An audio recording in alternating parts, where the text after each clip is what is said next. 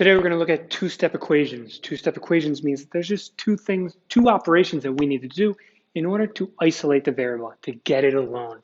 So starting with our first problem, we've got two operations here. We've got multiplication, we've got subtraction. Now I got to figure out, what am I going to do first? Well, let's go backwards in life a little bit. When we first learned about order of operations, we learned about something called PEMDAS. Please excuse my dear Aunt Sally. It's a way of remembering what order we do order of operations problems in. We're not doing that though. In a way, we're doing it backwards. So I want to do this whole thing in reverse.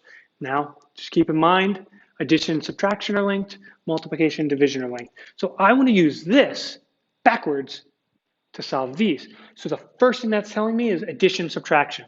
Do I have addition, subtraction? Yes, this 3. It says minus 3. I now want to do the inverse, which would be add 3. If you do it to the left side, got to do it to the right side. 2x equals 10. Now, you only have multiplication. The inverse of multiplication, division.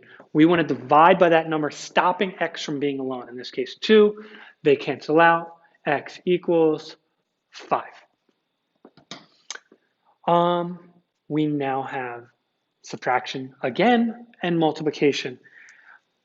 Multiplication here, can't do it to it, get to it. There's subtraction here. Okay, so that means the inverse should be addition. Not in the case. This just says we have an addition subtraction problem. I still need to ask, is that 2 positive or negative? Since there's no sign, it's positive. I want to do the inverse of that positive 2, which would be subtract 2. Subtract 2. You always want to make sure you do it on the left side and the right side of this equal sign. Pretend there's like a little river going there, blocking both sides. Minus 3x equals 6. Inverse of multiplication is division. What number is stopping x from being alone? That negative 3. I want to bring that whole thing down. X equals 6 divided by 3 is 2. Positive and a negative, negative. We have a fraction. Okay. There's multiplication going on between them. We have addition here. Using this order of operations backwards, I want to start with addition, subtraction.